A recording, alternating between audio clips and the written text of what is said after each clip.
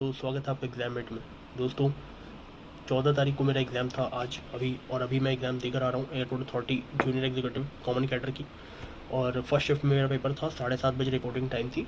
और सेंटर मेरे घर से लगभग 7-8 किलोमीटर ही दूर था, तो मुझे आने में सिर्फ 15 मिनट ही लगे, क्योंकि हाईवे पे ही सेंटर था। और दोस्तों, इस वीडियो में मैं आपको बताऊंगा एग्ज़ाम पैटर्न के बारे में, क्योंकि मैंने खुद दिया है, तो मैं आपको एकदम एग्जैक्टली बताऊंगा। और फर्स्ट शिफ्ट में ही था, तो ये एग्ज़ाम पैटर्न बिल्कुल अलग भी है, क्योंकि किसी और एग्ज़ाम से मैच भी नहीं करता है। आप ऐसा समझ लीजिए कि इस एग्ज़ाम पैटर्न में एक मिक्सचर था, जिसमें 40% जो है वो डाला गया था CGL, 40% डाला गया था IBPS क्लर्क का लेवल, और 20% एयरपोर्ट अथॉरिटी का खुद का अपना मिक्सचर था। तो एक ऐसा सोल्यूशन बनाया गया था जो बिल्कुल यूनिक था। तो इसलिए ये ऐसा नहीं कह सकते कि ये बैंकिंग का सिलेबस था या फिर CGL का सिलेबस था, बिल्कुल ही अलग सिलेबस था। बहुत डिटेल में मैं बताऊंगा इस वीडियो में आपको, तो अंत तक बने रहिएगा। दोस्तों, अगर बात करें थोड़ी, दोस्तों मेरी गले में थोड़ी दिक्कत है, तो आप थोड़ा वॉइस एडजस्ट कर लीजिएगा, क्योंकि मुझे बहुत ज़्यादा सर्दी हो गई। तो दोस्तों, अगर बात करें मैथ्स की, तो मैथ्स में दोस्तों DI से 2 क्वेश्चन थे, 2 सेट थे, मतलब 5-5 क्वेश्चन के लगभग 10 क्वेश्चन।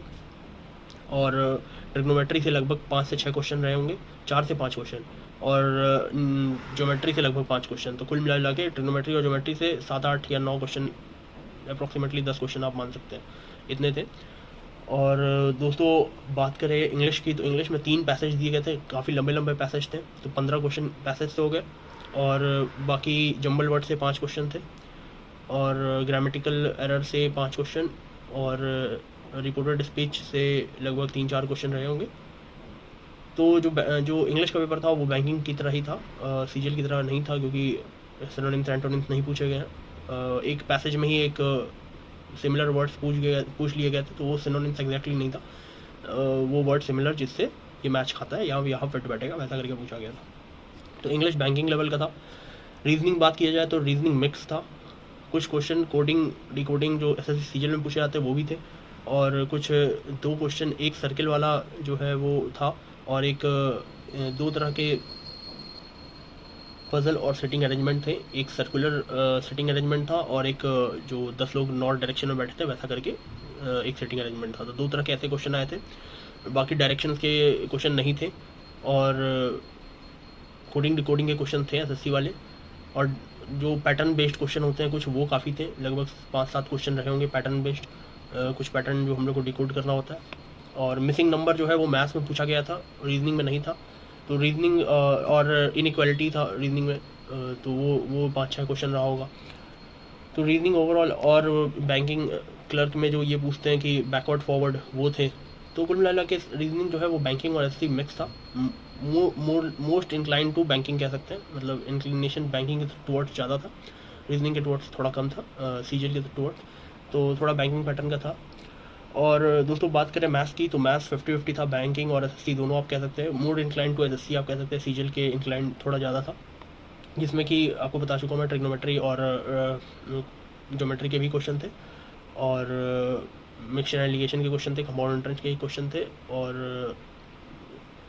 और ऐसी कुछ मिक्स क्वेश्चन भी थे, और प्रॉफिट एंड लॉस के 3-4 क्वेश्चन रहे होंगे। और सबसे इंपॉर्टेंट बात, क्वाड्रेटिक इक्वेशन के लगभग 5 क्वेश्चन थे। तो क्वाड्रेटिक इक्वेशन पढ़ के जाइएगा, जो कि बैंकिंग क्लर्क में पूछता है, तो आसान आसान क्वेश्चन थे, 5 क्वेश्चन वो थे। तो वैसे ही था, मतलब मिक्स टाइप था। एक क्वाड्रेटिक इक्वेशन हटा दे तो सारा सिलेबस जो मैथ्स का था वो लगभग CGL में पूछी जाती है वैसी क्वेश्चन, तो वैसा कह सकते हैं। और जो ज्योमेट्री था वो बेसिक आइडेंटिटीज़ का फॉर्मूला बेस्ड था, मतलब बहुत ही आसान था, आप कर लेंगे उसे, पेन भी उठाने की ज़रूरत नहीं पड़ेगी अगर आप CGL एक आध बार दिए भी हैं तो। और ट्रिग्नोमेट्री भी आसानी था, एक क्वेश्चन थोड़ा सा मुझे लगा कि काफ़ी टफ है, बाकी जो 3 क्वेश्चन थे उनसे 2 तो डुएबल था, एक थोड़ा टफ था। और दोस्तों, बात करें अगर GK की, तो GK दोस्तों कहाँ से पूछा गया, क्या पूछा गया, मुझे कुछ समझ में नहीं आया। अगस्त 2023 के पूरे करंट अफेयर्स भरे हुए थे। 2-3 क्वेश्चन जो मुझे याद है वो ये था कि चंद्रयान 1 के वक्त इसरो का चेयरमैन कौन था, तो वो मुझे याद था, क्योंकि मैंने चंद्रयान 3 के वक्त पढ़ा था, तो कोई नायर थे, वो जी नायर जी, तो वो मैंने मार दिया। और एक पूछा था FMCG में C का फुल फॉर्म क्या है, तो वो शायद मेरा गलत हो गया, क्योंकि मैंने कस्टमर मारा था और शायद आंसर कंज्यूमर है। और एक ही क्वेश्चन बस पॉलिटी के थे, वो DPSP के इस पार्ट में। तो आप समझ लीजिए, पॉलिटी से सिर्फ एक क्वेश्चन, हिस्ट्री से कोई क्वेश्चन नहीं, पूरे क्वेश्चन करंट अफेयर से थे। हिस्ट्री के एक क्वेश्चन नहीं थे, ज्योग्राफी के भी एक क्वेश्चन नहीं थे, सिर्फ एक चार मीनार था। एक क्वेश्चन और याद आया, चार मीनार कहाँ पर है, तो ये ज्योग्राफी का स्टैटिक का पार्ट हो गया। और बाकी जितने भी क्वेश्चन थे वो एयरपोर्ट अथॉरिटी से रिलेटेड, लगभग 7-8 क्वेश्चन एयरपोर्ट अथॉरिटी से रिलेटेड और 8-10 क्वेश्चन बैंकिंग और फाइनेंशियल इंस्टीट्यूशन से रिलेटेड। तो बहुत ही अजीब तरह का जीके था, डूएबल बिल्कुल नहीं था। बस ये था कि नेगेटिव मार्किंग नहीं है तो आप कर दीजिए। अब गेस तो करेंगे क्योंकि नेगेटिव मार्किंग नहीं है, तो अगर 4 में से 1 भी सही हो गया तो काम बन जाएगा कुछ। और बात करें इंग्लिश की, तो इंग्लिश में 3 पैसेज थे, बहुत ही लंबी था इंग्लिश। पूरा पेपर 2 घंटे में कर पाना खुद में एक चैलेंज था। इंग्लिश 3 पैसेज था, उसमें से 2 काफ़ी बड़े थे, एक आसान पैसेज था, एक में वाटर से रिलेटेड था कि वो पानी पी लेता है तो पागल हो जाता है, ऐसा करके कुछ। तो वो आसान था, वो पैसेज आप 2 मिनट में कर लेंगे। बाकी दो पैसेज थे वो लेंदी थे, एक पैसेज तो काफ़ी लेंदी था। और बाकी इंग्लिश में 3 पैसेज और बाकी बताया आपको सिनोनिम्स एंटोनिम्स नहीं थे। तो इस तरह का पेपर था। तो ये पेपर जो है, अगर किसी ने ये कहा है कि सीजीएल के अकॉर्डिंग आएगा तो नहीं भाई, और यूट्यूब में इस तरह का कोई क्लास भी नहीं कराया गया है। तो ये सीजीएल ये पेपर जो है वो उनके लिए बढ़िया जाएगा जिन्होंने कभी ना कभी बैंकिंग का भी एग्ज़ाम दिया है और थोड़ा बहुत सीजीएल के लिए भी पढ़े हैं। तो इसके लिए, क्योंकि इतना किसी ने प्रेडिक्ट किया नहीं था कि इस तरह का पेपर आएगा। और दोस्तों अगर बात करें कट ऑफ की ना, तो 100 नंबर भी लाना इस पेपर में आसान काम नहीं है। इसलिए जो लोग कह रहे थे 120-130 जाएगा, तो 120-130 तो नहीं जाएगा अगर फेयर एग्ज़ाम हुआ है तो। क्योंकि भाई जिस तरीके से जीके पूछा गया था, हमें नहीं लगता कि इस तरीके का जीके कोई पढ़ के भी गया होगा। तो 100 नंबर लाना भी मुश्किल है, 100 के आसपास कट ऑफ जाएगा अनरिजर्व का। बाकी दोस्तों आंसर की आने के बाद ही पता चलेगा। मेरी अटैम्प्ट की बात करें तो मैंने पूरा अटैम्प्ट किया, क्योंकि नेगेटिव मार्किंग नहीं था तो मैंने सब अटैम्प्ट कर लिया। और एक्यूरेसी तो पेपर मैथ्स में तो एक्यूरेसी है, लगभग 80-90% एक्यूरेसी मैथ्स और रीजनिंग में रहा होगा। और इंग्लिश में भी लगभग अच्छी एक्यूरेसी रही होगी। जीके मैंने पूरा अटैम्प्ट मारा है, 8-10 क्वेश्चन मुझे आते होंगे, 10 से 12 क्वेश्चन। बाकी तो मुझे खुद, मैंने क्योंकि जीके काफ़ी पढ़ा है, तो क्योंकि इससे करंट अफेयर्स का पूरा क्वेश्चन बेस्ड था, स्टैटिक वगैरह कुछ भी नहीं था, ना ज्योग्राफी, ना पॉलिटी, ना हिस्ट्री। तो मैंने ये सब पढ़ रखा है। और इस तरह का कोई हिस्ट्री से एक क्वेश्चन नहीं था, पॉलिटी से सिर्फ एक क्वेश्चन। तो इस तरह का एप्रप्ट पेपर था।